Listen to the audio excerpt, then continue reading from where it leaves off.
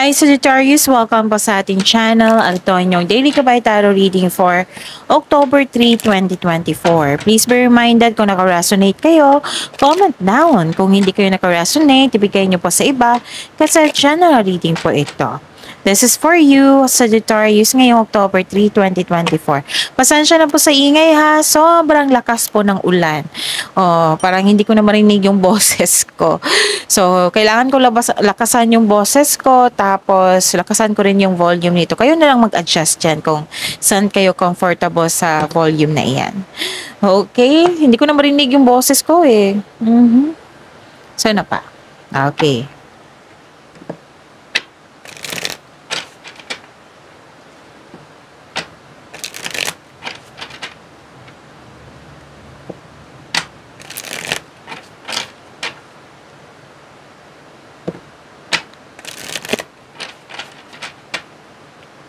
Para po ito sa inyo, Sagittarius, ngayong October 3, 2024. Spirits Guide, mga ganap po para kay Sagittarius ngayong October 3, 2024. I need 3 cards po.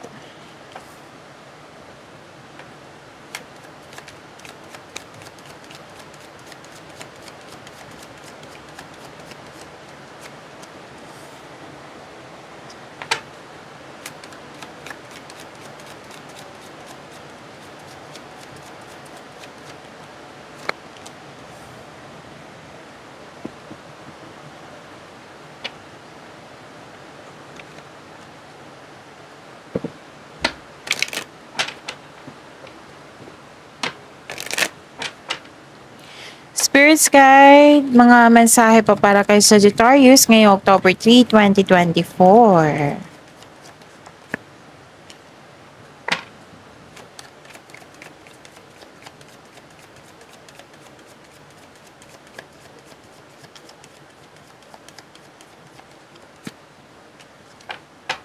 Okay.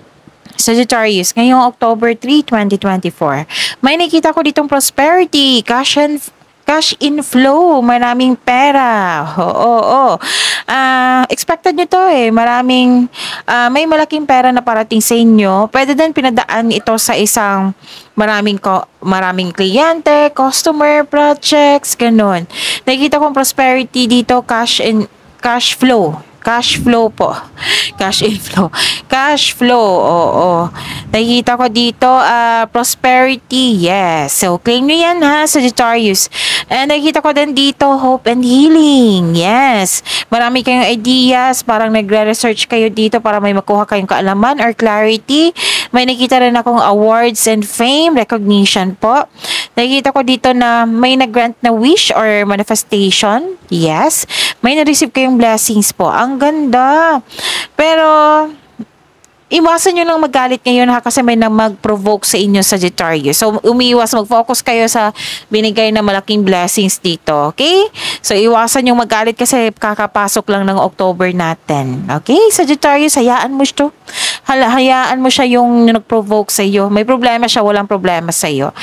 Okay? Magkakaroon ng desisyon dito, pwedeng regarding po ito sa passion nyo po. Have faith in your dreams, Sagittarius. So, lakasan ko lang yung boses ko ha. Baka nagtaka kayo, bakit ang lakas-lakas ng boses ni Miss Jav?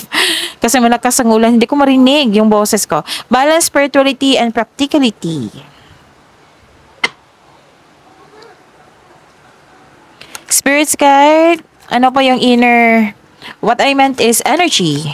Ano po yung energy ni Sagittarius ngayong October 3, 2024?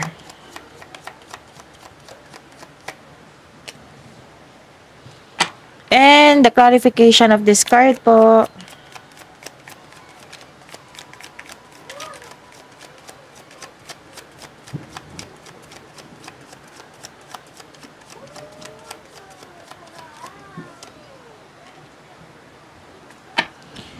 This is a daily reminder para po sa lahat, para hindi kayo malito, para hindi kayo maguluhan. Panoorin nyo po yung last 4 days Gabay Tarot reading nyo po. Yung sunod-sunod na date. Kailangan nyo itong malaman eh. Kailangan ma-remind kayo para hindi nyo makalimutan, para hindi kayo malito, maguluhan.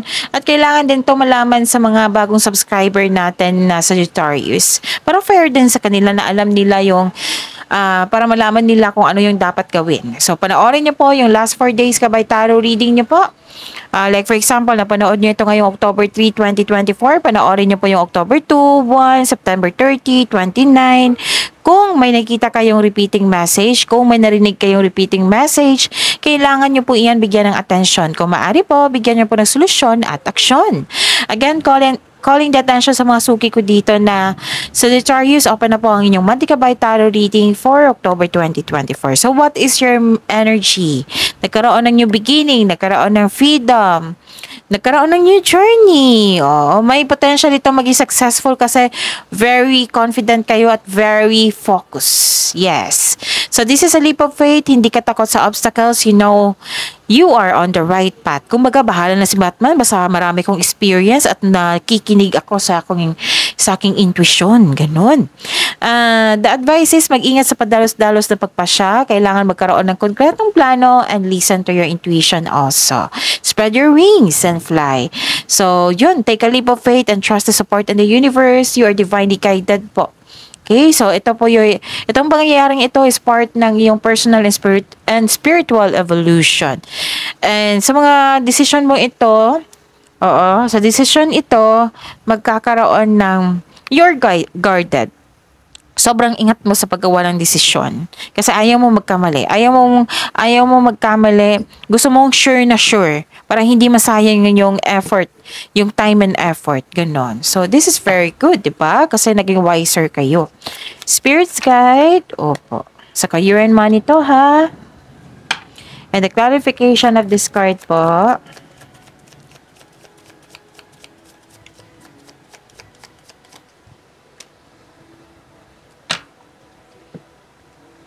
Okay, so this is your career and money. Nakikita ko dito na nagkaroon ng conflict or argument. Nagkaroon ng away laban sa coworker. Kasi 'di ba sabi ko sa inyo na ang sabi ng card nyo dito na sikapin yung wag magalit ngayon. Okay? Instead na ipag-pray mo na lang siya na maging mabuti siya soon sa kanyang sarili at sa kanyang kapwa. So, pwede din may boss kayong toxic or may toxic talaga kayong kasama dyan. So, listen to your intuition. It will guide you away from toxic people or toxic workplace. Okay? So, kung hindi nyo alam kung paano mag-connect sa inyong intuition, i-research nyo po sa Google. Kasi nakatulong talaga yung intuition. Siya yung magtuturo patungo sa right path. Okay. And nakikita ko rin dito,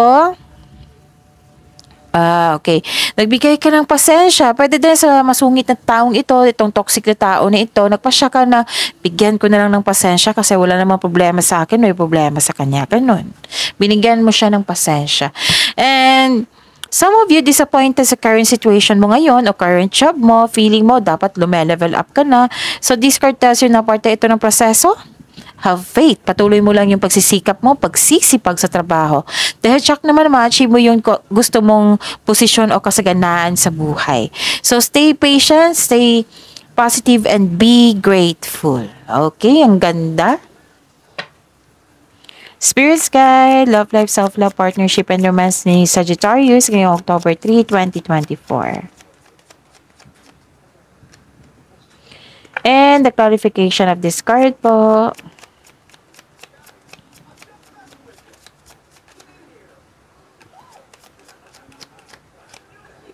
Okay. Maraming salamat po sa patuloy na tiwala at suporta sa ating channel. At maraming salamat din po sa mga hindi nag-skip ng ads. May lumabas dyan sa screen nyo ngayon. Panoorin nyo po. Kung gusto nyo po iyan, then follow instruction.